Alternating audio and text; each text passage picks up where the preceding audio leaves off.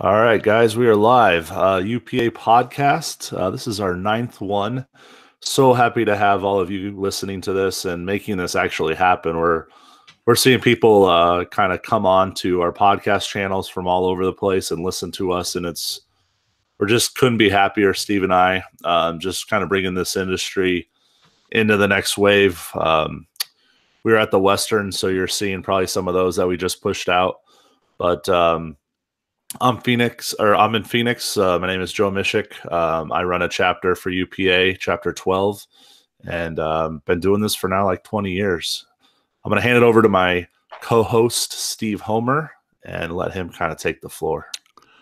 All right. Thank you, Joe. Hello, everyone. My name is Steve Homer. I'm currently the Vice President of UPA, United Pool Association, and I'm here in Huntington Beach, California. And we got a great guest today. I've been looking forward to talking to this guy for a long time. Dave Hawes, from president of IPSSA. Good morning, Dave. Good morning, Steve. Happy to be here. Great. Awesome. We're happy to have you. Well, I would like to start off by kind of explaining a little bit about the connection between UPA and IPSSA. Everyone thinks we're like polar opposites, and we're really not. We have so much in common. It's ridiculous. We date back to the late 50s and early 60s, where guys were getting together to do vacation route coverage. And that's back in the days when pool service was 2 and 3 times a week. By 1969, a guy named Jack Berry put together an insurance program for liability insurance for the guys with Fireman's Fund. And then the IPSSA was formed, the Independent Pool Service Association. That thing cruised along till about 82, and there's some problems there. And so that thing split, and it became Cal IPSSA and IPSSA, the IPSSA and Cal IPSSA. And the guys that went to Cal IPSSA, they're the guys that found Ray Aresti and went with a program that Ray put together for them. And the old IPS guys stuck with the Fireman's Fund. Well, by the late 80s, 88, 89, those two groups decided to come back together again, and they chose to go with Ray Aresti and Aero Insurance's program. But there was a couple hundred guys that said, I want to stick with the Fireman's Fund. So they split off and started UPA. So that's why when I say UPA has been with the same broker for 50 years, it's kind of that way, because we have, our as far as Fireman's Fund's concerned, we have an uninterrupted 50 consecutive renewals with those guys. But we're come from the same place. We're cut from the same cloth. We've grown in different areas. We run our organizations a little bit different, but we're all kind of the same guys. Is that correct? Is that how you understand it, Dave?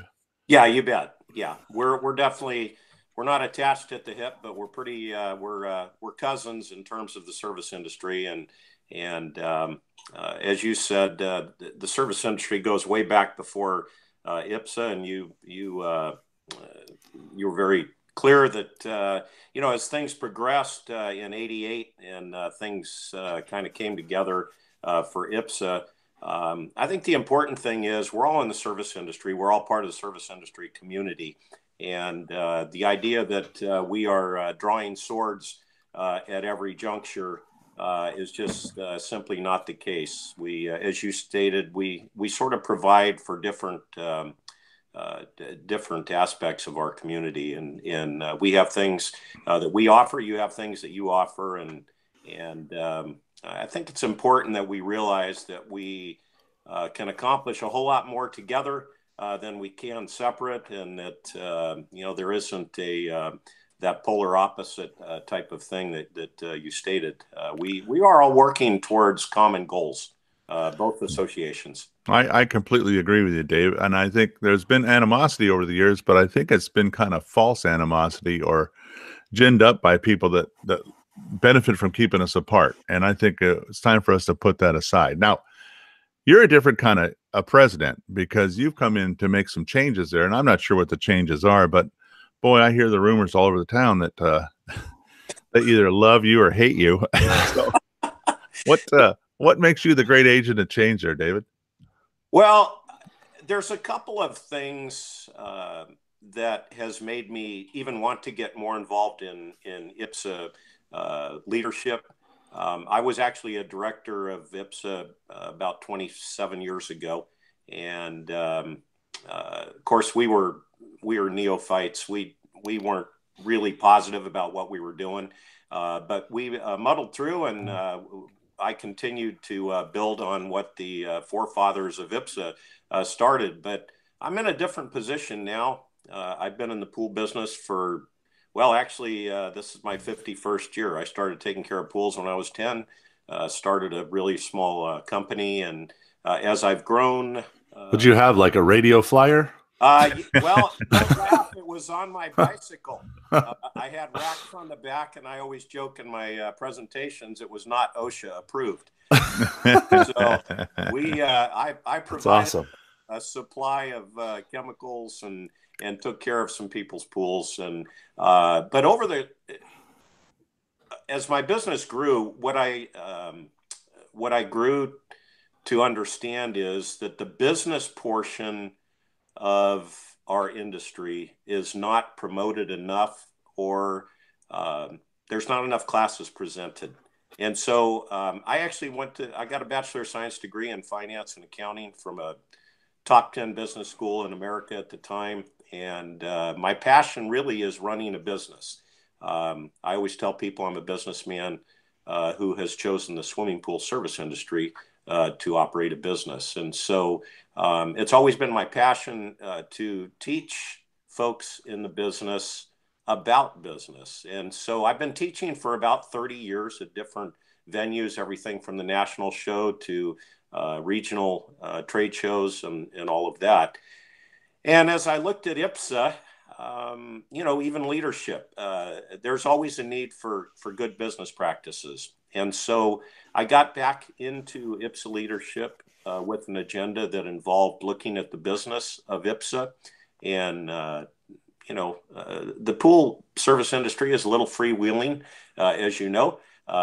We cater to several demographics, old, young, business people, and people who are just waiting to figure out what they want to do in life. And so we have a pretty wide spectrum of members. And in terms of IPSSA itself, we needed to get in, I felt, and look at how IPSSA is run. Not there's anything wrong with it, but governances and adherence and compliance with, the things that impact associations. I really felt like I could make a change in some of those things that we needed to do. And of course, change is hard. It's what our executive director always says, change is hard. Sorry, I don't mean to cut you off there. No, you're speaking about business, which is kind of one of those things that we kind of get lost in when a lot of guys and gals listening own their own businesses, or they work for somebody possibly. But this is such a unique niche business. I have people all the time from corporate America trying to tell me how to run my pool business, and there's just so many avenues where they don't understand really what's going on. And it's fun to hear somebody like you that started so young, knowing. I mean, I actually did too. I started when I was 18 in high school, and been doing this now for 20 years. So it's cool to hear that connection, because a lot of times we lose focus of that. And but getting back to IPSSA real quick, I think that's also a really good tie-in to helping. And this is something I thought about, because I actually was in IPSSA for 18 years. So before I came over to UPA, I haven't always been a UPA guy, but one of the things that I always felt was one of the things that kind of, and I think you're touching on this, so maybe fill in the gaps after I get done. But one of the things that I always felt was we got to remember who our core foundation is of the entire association, whether that's UPA or IPSSA, which is, I think, a commonality amongst the two of us, is that our bottom demographic is a swimming pool professional out there cleaning and hustling and, doing his business or her business. And, sometimes that gets lost when it gets all the way up into the upper echelons of the BORD and all that kind of stuff. So, yeah, I agree, Joe. I know that part of the rhetoric out there has been there's a disconnect between leadership and the membership, and I don't know how I could be better connected doing this for 50 years. I understand everything from building a business, running a small business, and I think it's important, as you said, to address the entire community that we have, from the guy that's he's content to do 75 pools a week and exist that way for his entire career, to guys that are, we have guys, members that, they've got 12, 15, 25 employees. And so sometimes it's difficult, Joe, to be honest with you, to try to make sure that we're serving all of the demographics that make up our membership. But difficult doesn't mean it can't be done. And so in IPSSA, we're trying to sort of find our way into a situation where all of the members feel like we're making a connection with them, that we're providing the needs. I've never really looked at IPSSA as a social club. It's an association to help, raise the bar for the industry. And I know you guys feel the same way about that. And yeah, the biggest hurdle there is education, and how you're going to properly deliver education to members, and help them help themselves and become better businessmen, which is what that's always my goal, is to be a better businessman. It doesn't mean you have to have 1,000 accounts on service. It just means that, is there a way to improve the way that we're running our business? And I think everybody's got room for improvement. I think you're exactly right about that, Dave. Anytime you're in business, you got to keep looking over what you're doing and tweak it and make it better all the time. Like you say, whether you're a guy with 50 pools or you're a guy with 1,500 pools, you got to keep making that business a little better. How can I do things better? What better practice can I use?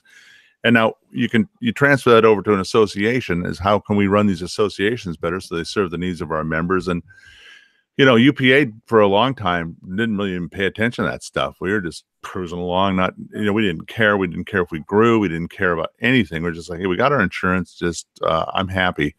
Until we kind of, I don't know, when I became president about, 8 years ago or so, I kind of looked into it. I said, well, let's look at this insurance policy. What can we do to improve this for our members? And the best way to do that is start talking to the members. They'll tell you. The pool men never hold back. No. they look forward to slugging you in the gut. So, yeah, that's when we looked around and we said, why don't we have hazmat coverage on the road hazmat? So we negotiated that out with Fireman's Fund and a bunch of other things that we negotiated. We improved our insurance program as we went along here, and we keep doing it. I mean, years ago we had a guy from Fireman's Fund that limited our acid wash coverage to $25,000. Now that's I don't know, not too many acid wash could go south and cost you more than $25,000. But we started digging in on that, going, that's baloney. That's part of what we do. You can't put limits on that. So they've raised it to $50,000. We're still on them, and this year we're hoping to get that thing just erased, and it'll just be the same $2 million limit we have on everything else. So you're right. You got to just keep punching away. And how can you deliver, more value to the members that want to join?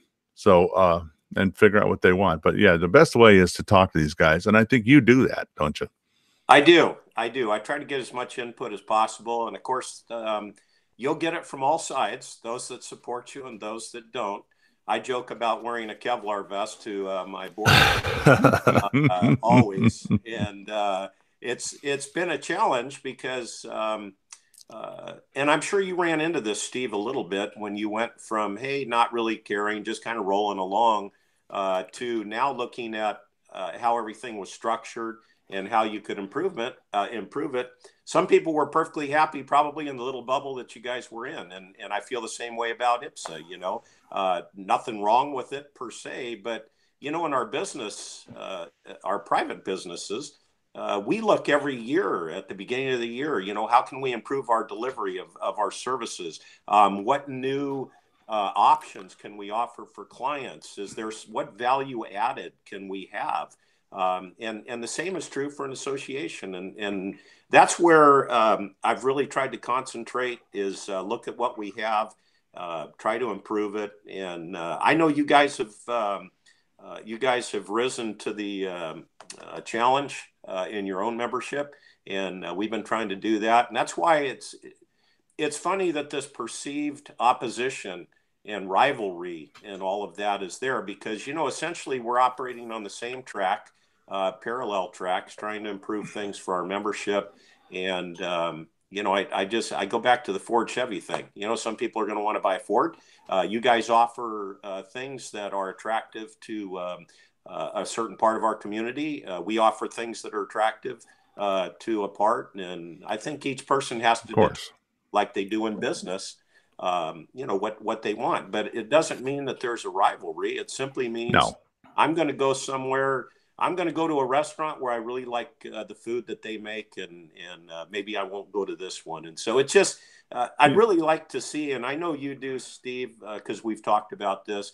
I'd really like to see us just, we may not get married, but what I would like to see is, just a better working dialogue. We both benefit from the things that we're working on. And I think that just creating a good, positive dialogue is going to be, positive for everybody.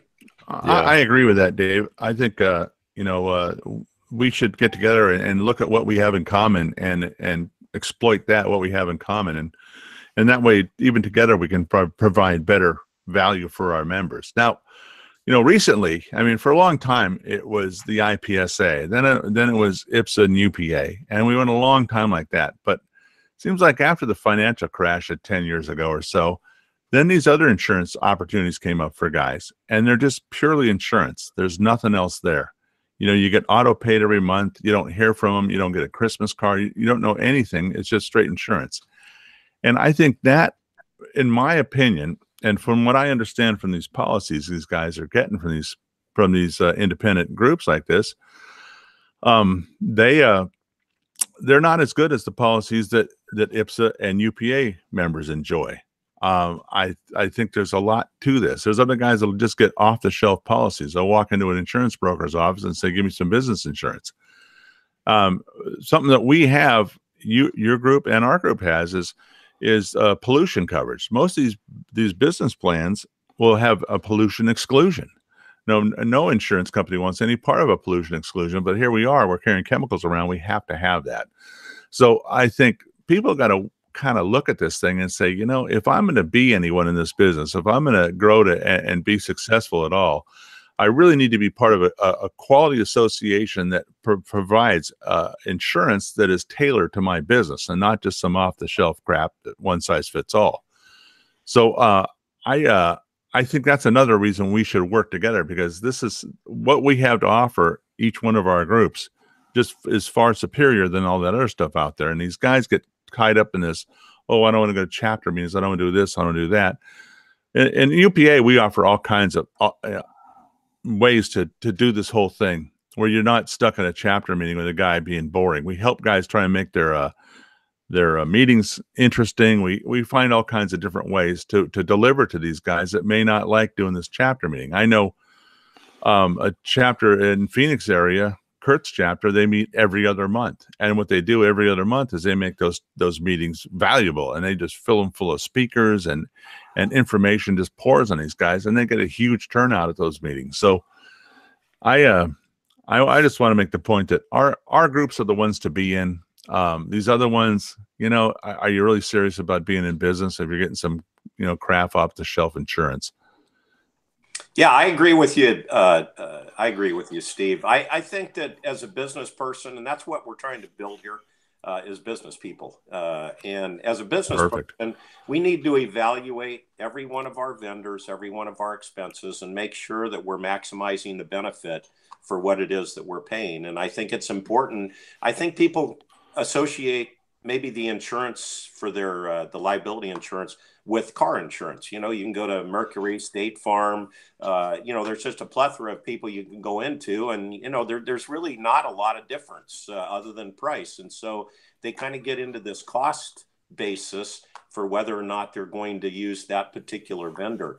And I think it's important to realize that your insurance company, our insurance company, has been in the industry for many years, and they understand how this is put together, and they know what we need. They understand what our day-to-day routine is and where the liability claims are going to come from, and they try to cater those particular policies toward us.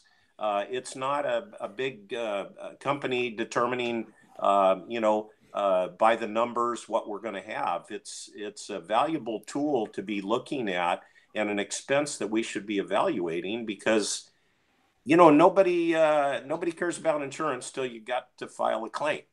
And, oh boy, time to So do true. your homework. The time to do your homework is when you sign up and look to liability coverage by our associations. That's the time to look at that coverage, not when you need it and find out you don't have it. And there again, I keep going back to the business aspect, Steve. I feel my job is to make sure that these guys are understanding their responsibility. Nobody wants to hear about a guy that, has a big old chemical spill, doesn't have coverage, and he loses his home and, that whole story. We want to be positive, and I appreciate you bringing up meetings, Steve, because, we face the same thing.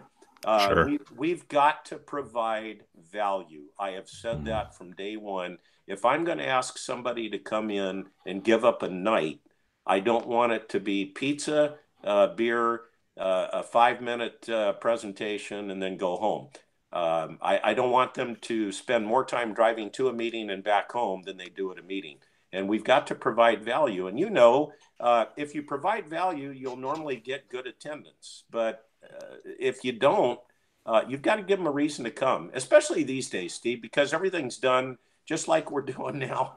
Everything's done on video. I'm tempted to start looking at video meetings just for the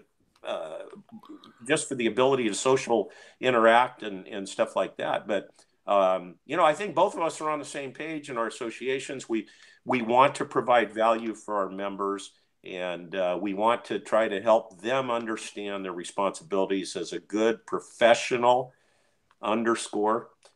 professional businessman who has chosen the swimming pool industry to make his living. With all the people out there, this is a funny business, and I've been in other business before where your competition, you're looking to cut their throat every time you see them. Yeah. In this business, it's odd because your competition are your friends, and they're the guys you're trying to help. If he gets sick, you want to do his pulls for him when he's down. If he needs a hand lifting a heater in or a filter in, you want to help him do all that kind of stuff.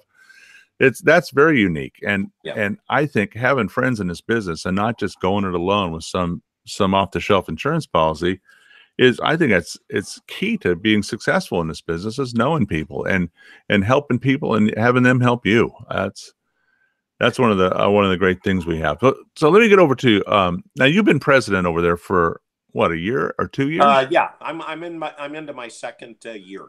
Okay, what is that like? You guys got what, 1 year term, 2 year term, or? Yeah, the directors, we have 12 regions, and the regional director term is 2 years, and then the president, vice president, secretary, CFO, those are voted on each year, and they are 1 year terms. And so I was lucky enough and fortunate enough to be elected for a second term and continue working on the agenda that we're working on. We're making huge. I'll get a shameless plug for IPSSA in here. Go ahead. I expect no less. I would feel a little remiss if I didn't at least throw of course in there. But I'm sneaking my plugs in. Yeah, exactly. We're working on improving our website. We're working on trying to develop relationships with all of the associations that are involved in the swimming pool industry. We're working hard on trying to provide a better leadership toolkit, as you mentioned, with the folks, the chapter leaders, so that they've got some assets to use.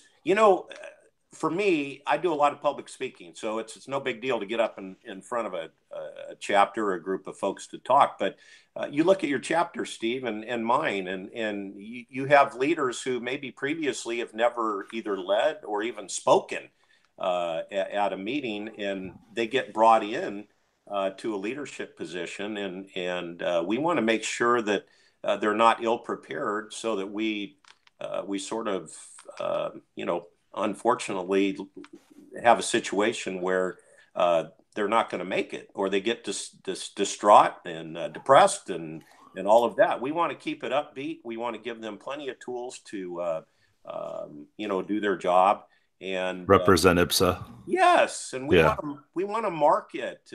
We want. Listen, I want every pool guy out there to be part of an association. You find the one that fits the bill for you and become a member, because it's just, as you said, Steve, going it alone. I mean, I'm not going to say a guy couldn't make it, but I'll tell you what, I have made so many friends who I've had to lean on, both from a manufacturing standpoint, but a chapter standpoint. When you tell somebody that if you go down, somebody will come in and take care of your pools for you while you're recovering or whatever, and you talk about that in other business circles, there's dismay beyond belief. Like, wait a minute, you mean your competitors are actually taking care of your pools while you recover? It's unheard of. And it's one of the things that's, as you know, it's one of the sort of stalwarts of IPSSA is our sick route coverage. And I'm so proud of that, and to be able to brag about that. It's just an odd duck with a D, that you're able to have that benefit. But again, it just underscores the reason to be part of an association, Steve, as you said. Let me touch on that real quick, just to interject. I haven't really said anything for a while, but I think one of the things you touch on is really big, is the community. Because when I first joined IPSSA back in, what had that been, 99, 2000, somewhere in there, somebody came up to me. Actually, I think it was Paul Christopoulos, a little plug there for Paul, here in the Scottsdale area. And he told me straight up, he goes, "Hey, Joe, if you want to be integral leader in this, community, business, industry, I guess you could say, you need to just be a leader and join the board." And, he was kind of like plugging me to join the chapter board. But the biggest thing I took from that is, you've got to apply yourself. So applying yourself both at the chapter level, but also like in the field, at the wholesale house, all that stuff is a big deal. But I think the other thing to touch on is the value added at these meetings is crucial, because the vendors is what I've always said, to our members that kind of grumble about coming to the meetings, things of that nature. And I say, listen, if you learn one thing from one vendor, and we would typically, and I think Steve and, you know this, Dave, but typically most chapters that I know of would get anywhere from 8 to 15 vendors, that would attend their meetings. And I'd always tell guys, hey, if you get one thing that you can leave either with a new product that you didn't know anything about, maybe it's like just coming on the scene from any one of the big manufacturers that you didn't know about prior to the meeting, well, you just got something that nobody else knows about, So, these meetings are crucial and also important. And I think that is a very good point as far as, we're getting insurance, but I've always taken that vendor thing very seriously, because I'm thinking to myself, just like you said, if you're a guy out in the field doing this solo, how are you meeting these vendors without just going to classes on your own, or, happen to call them out of the blue? You can see them face to face, get to know them on a first name basis. And it's, you can't get that anywhere else. So, and vendors are doing some great stuff now. I mean, with Pentair has got online videos to learn from. Jandy does. I know Arenda's got their university coming out, and I've seen, I don't know, I'm sure you've checked out Arenda videos. Yeah. They're not a brand pitch. They're, here's some great information on how to be better at what you do. I mean, all this stuff is raining in us. This is a great time to be a pool man, I think, because there's so much information out there. When I started 30 years ago, I was rubbing two sticks together. I was in a group, but I didn't have that good cohesion going. There wasn't great. I hadn't made any relationships yet, so it was tough. But as time goes on, and now with the internet feeding us information and education, I think this is a great time for service guys to be out there and learning. So let's touch on that real quick. Dave, what's IPSSA doing with social media? Because that's something that obviously Steve and I do in this podcast, and social media right now is just exploding. I mean, it's been there for years, but lately, the last, I would say 2 or 3 years, especially for our industry, obviously other industries as well, but what's IPSSA doing to kind of the response to that? Well, I'm glad you asked, Joe, because that was one of the little pieces I left out in terms of what IPSSA is doing. We got a new executive director just a couple of years ago, or actually it's been about a year and a half ago, I guess. She has brought on to her team a social media expert, and you may not have noticed, but our social media presence has probably, doubled, tripled, quadrupled because of Penny, and she's doing a great job along with our executive director Rose, and that is a direction that we are really pumping. Just for the simple fact, I always joke the pool business seems to be 10 years behind the curve on everything. So true. Seriously, you're talking to an old guy in the business, and you want to talk about the early days rubbing sticks together. We used to drive around and be afraid that somebody was following us to write down the account numbers or the addresses. I remember those days. Yeah, I mean, you were looking in your rearview mirror more than the windshield, to make sure nobody's following you. And to morph, Steve, to your point, to morph from then to now, where we're having pizza together, and tomorrow we're going to pass each other on the street probably 3 times in the neighborhood, waving all 5 fingers,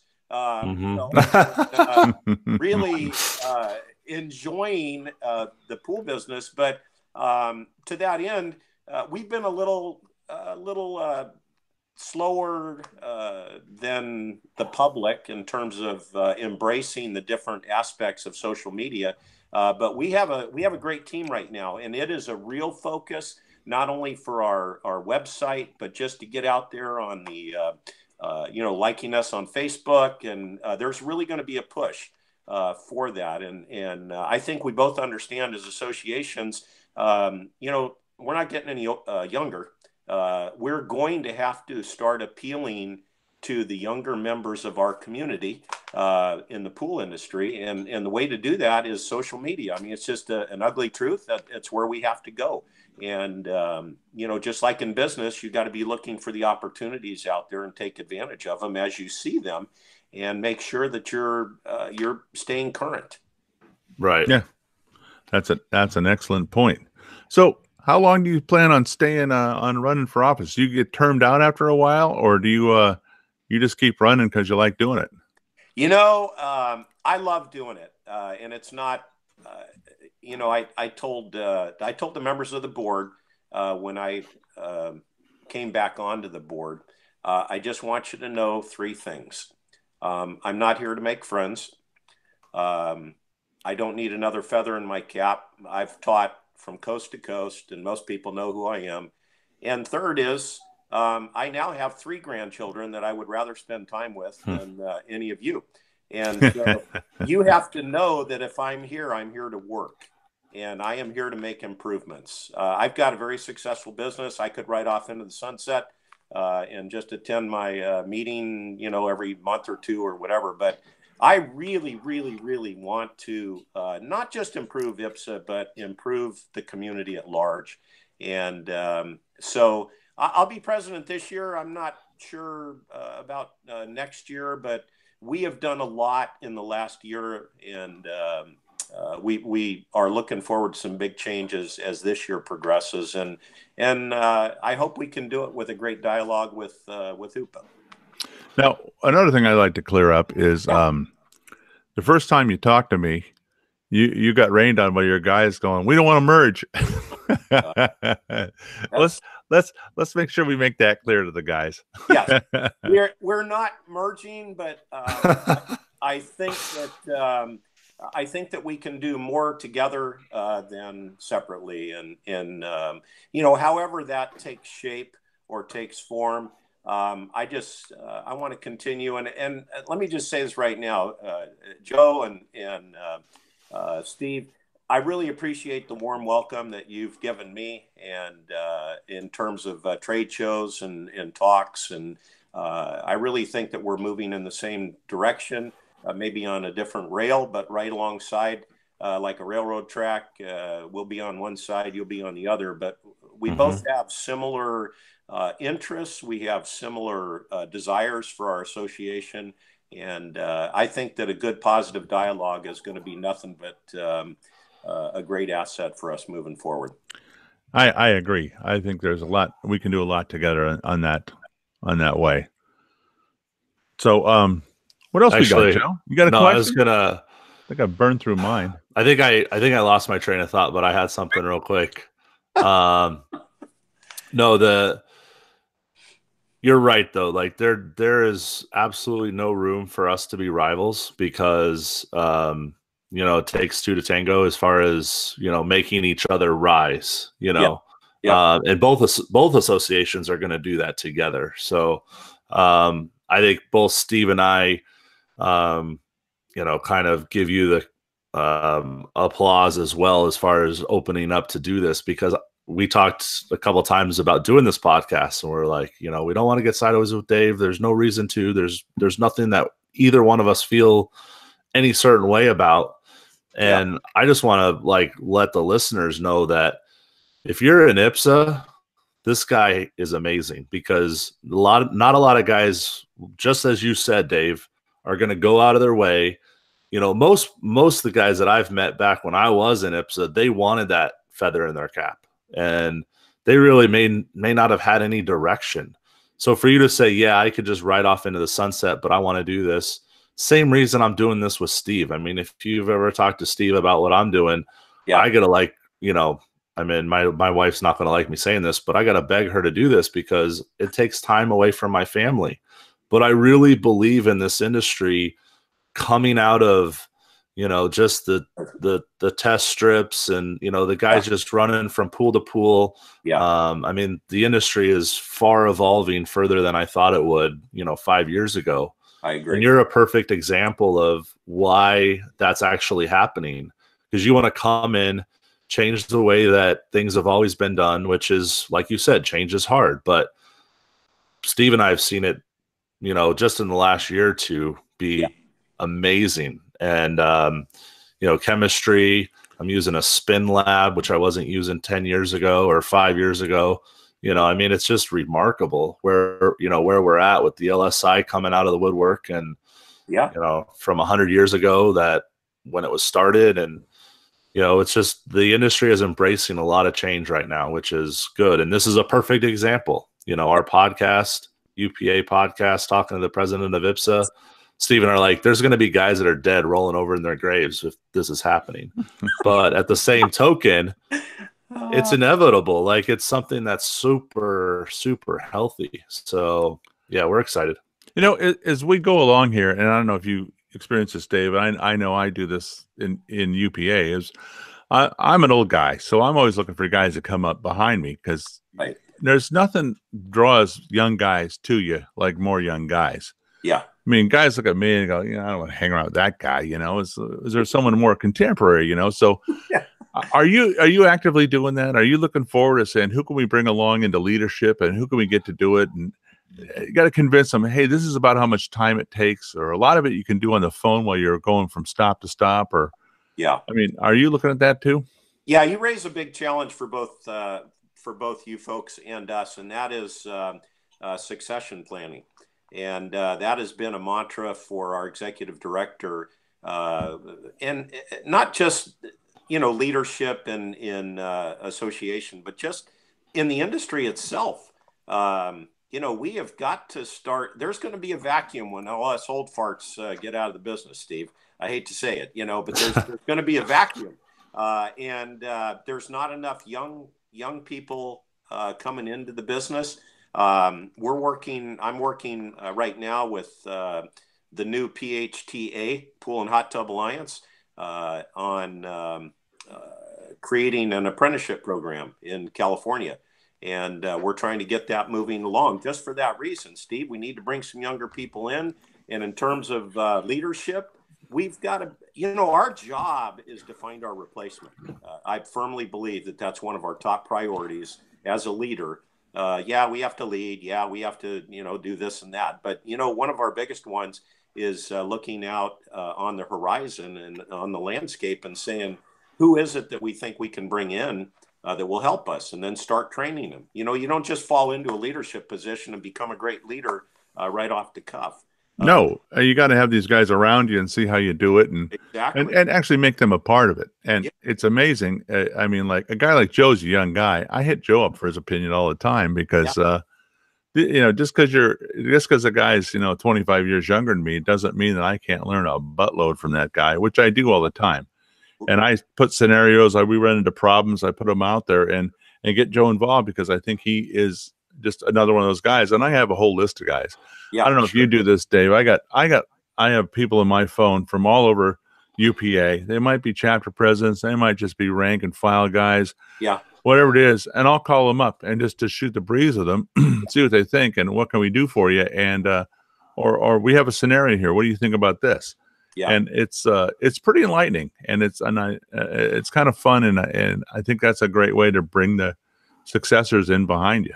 Which we wouldn't be great leaders if we thought we knew everything, and sometimes we build this little bubble around ourselves, and because we're busy, we're doing things, and but really, I'll tell you the funnest part of the Western show for me was walking down the aisles, and of course I had my IPSSA shirt on, and I had a couple of people stop me and go, "Oh, you're the president of IPSSA, aren't you?" And I said, "Yeah." And so we had a dialogue. I said, "What do you think about IPSSA? What do you think we can do to make things better?"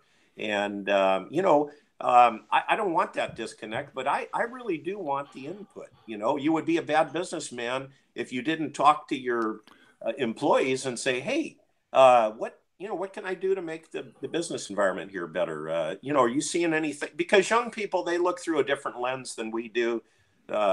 Joe, you're a youngster. Yeah. So, Steve, I'm almost 40. Yeah. All right. Boy, 40 so far in the rear view. I know. Same here. And he's only been doing it for 20 years, which kind of makes him a rookie in this business, right? Exactly. What a noob. You don't have 30 years in.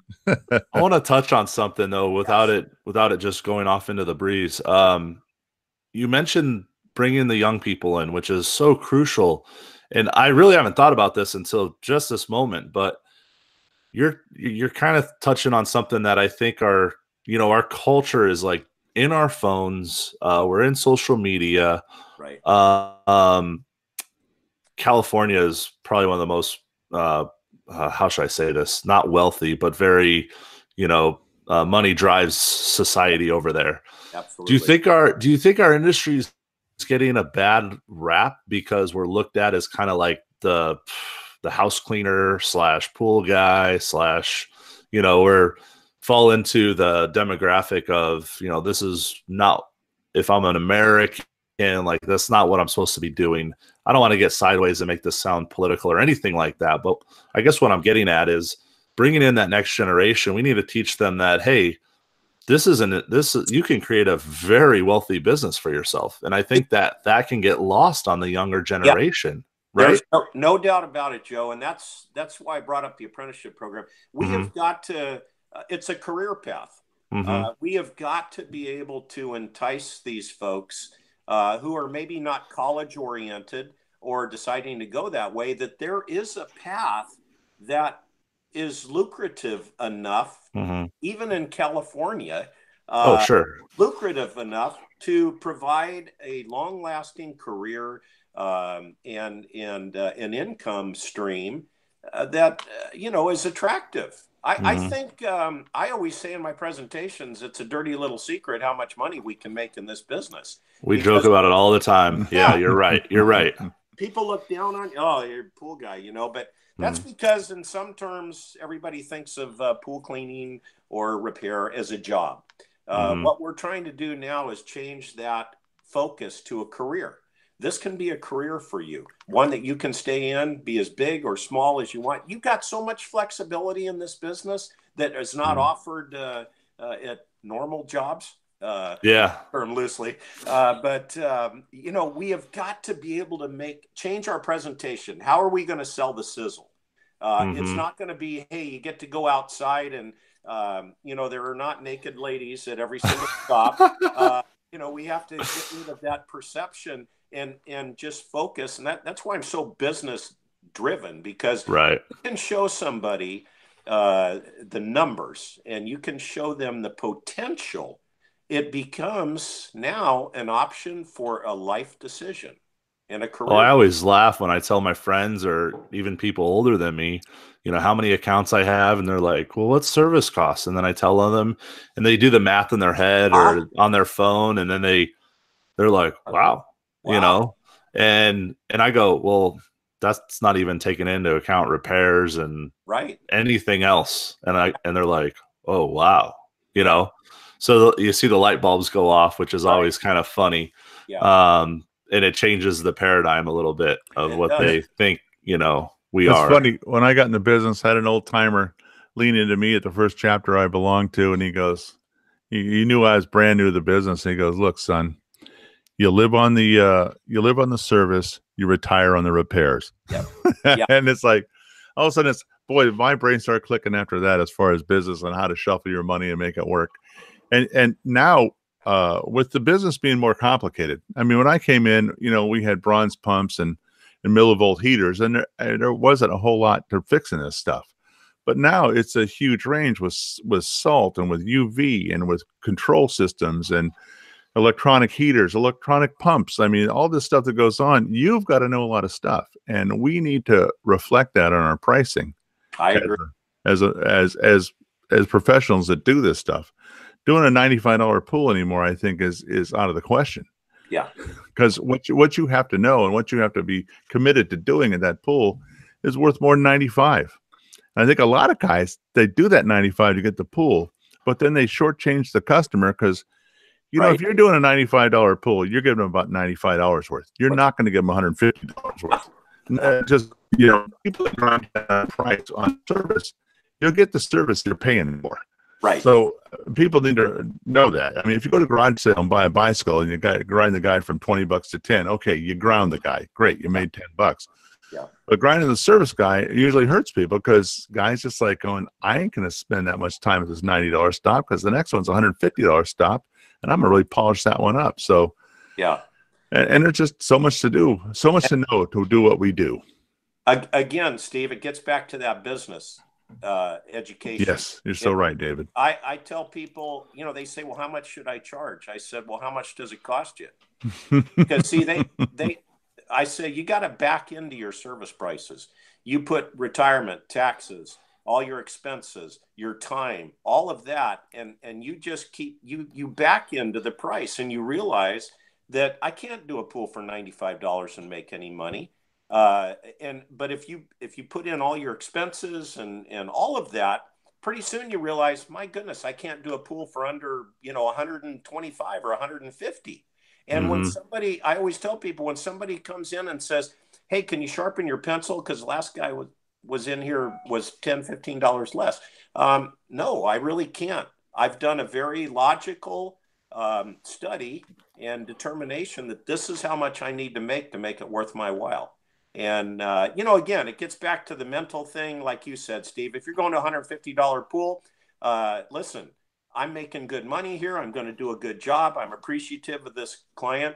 Why would you ever do it for less? And quite frankly, if the guys charged what they should be charging, they could probably do 20% less pools, make the same amount of money, and maybe work 4 days a week. That's a good point. Right. And be better what they do, yes. and have a lot more self-esteem, knowing that they're doing a first quality job and not buzzing through an $80 pool just to get the $80 and I'll brush that next week kind of stuff. Yeah. No, that's exactly right. And you're right, David. It always comes back to business. Yeah. Being a good businessman, being sharp at it, and paying attention to what you do. Yep. And you provide that kind of information at a meeting, that's value. And like you said, if you can just walk away with one nugget from a meeting, that has made it all worthwhile. I can't tell you the number of times that's happened to me.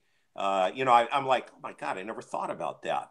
And it has changed a course for me. And we just, you mentioned agent of change. It doesn't have to be the president, man. It can be one guy in the chapter just piping up with a comment. This is what I did.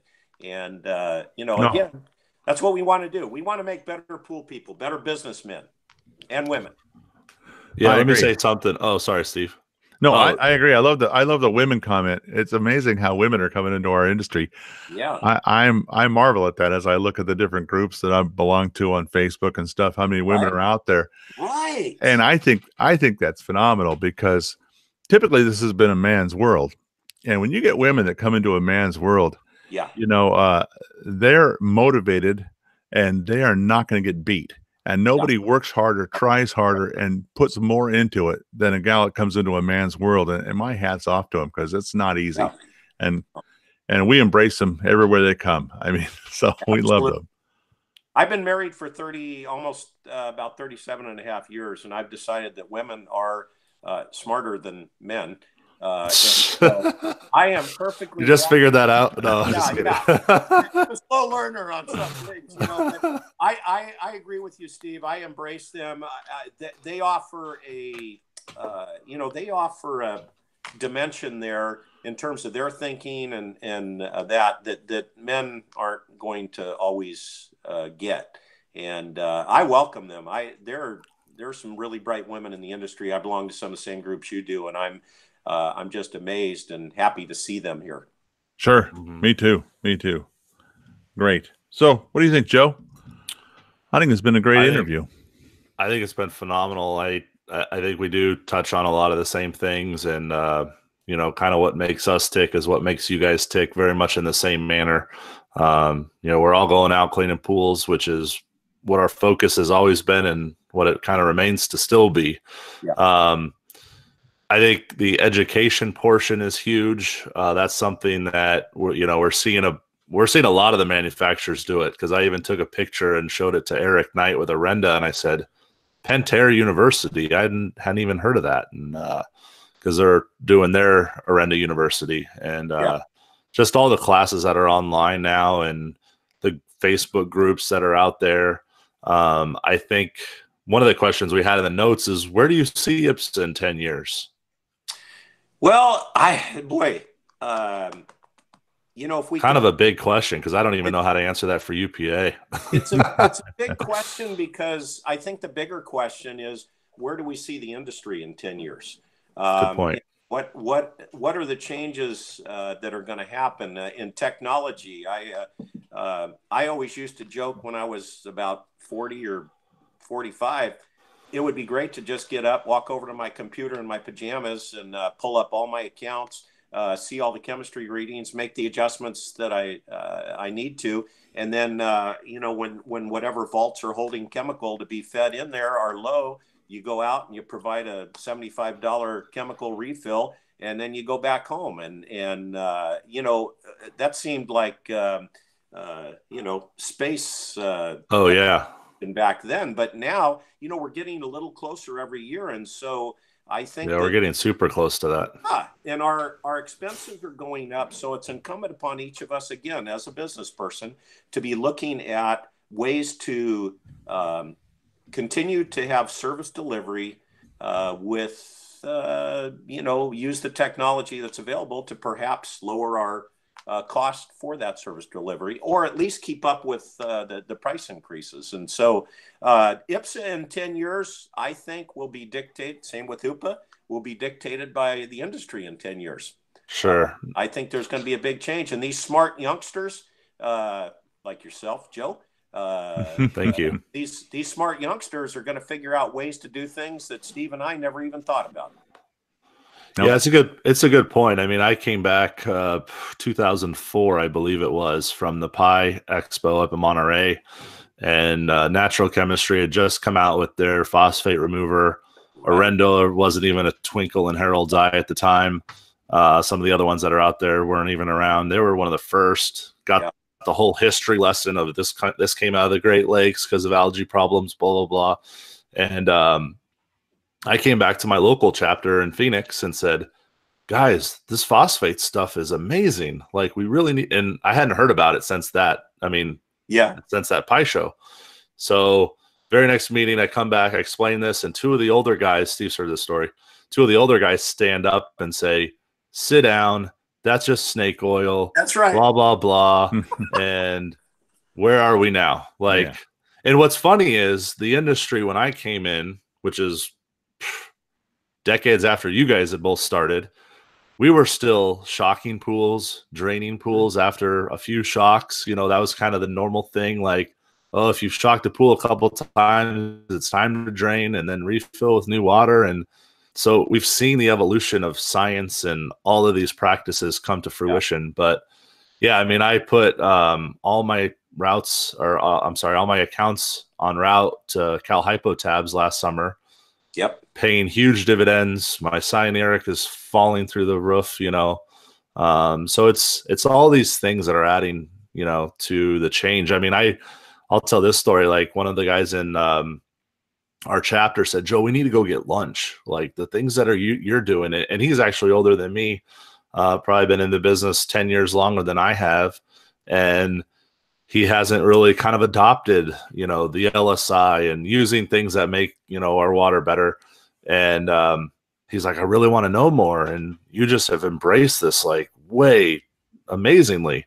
I said, well, thank you. But so we go to lunch and he's like, Joe, you're not a pool guy. You're like a chemist in the backyard. Yeah. And I go, shit, I never thought about that. But with the value added, it also makes the price increase that much more substantial because you run into the customer that says, hey, my other pool guy, just like you said, was $10, $15 cheaper than you are. And I go, well, I'm giving you a discount. Like, I'm not even charging you what I should be charging you. Because sometimes, and this is, I'm the perfect example of this. I don't give myself enough credit, you know? Yep. I don't put enough value on myself. That's right. I know I'm one of the few in the field that are doing the things that I'm doing. Yeah. But I don't add that to my price. I mean, I do, but I'm just joking about that. So I think a lot of guys out there need to put that value where it should belong. And, you know, the industry will all rise from that. So again, we appreciate having you on a lot. Steve, I'll ask the question we normally do, but I'll let you say some last words. Oh, my last words is just thanks to David for coming on.